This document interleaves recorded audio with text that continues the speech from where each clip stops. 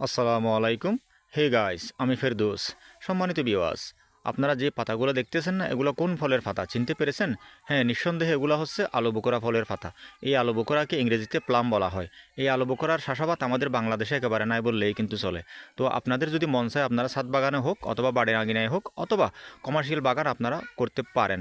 তবে কমার্শিয়াল বাগান করলে বুঝে শুনে তারপরে ইনভেস্ট করবেন, শুধু শুধু লোকসানে পড়বেন না।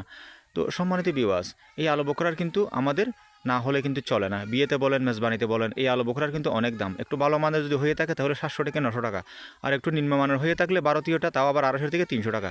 তো সেজন্য যদি একটা গাছ অন্তত লাগান তাহলে আপনাদের এই কিনার থেকে বাঁচতে পারবেন।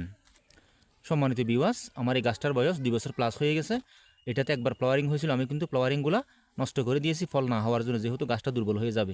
এখন যেহেতু 2 বছর প্লাস হয়ে গেছে সেজন্য আমি এটার থেকে এখন আর ফুল ভেঙে দেবো না, ফল আসলে আমি ফল নিয়ে নেব।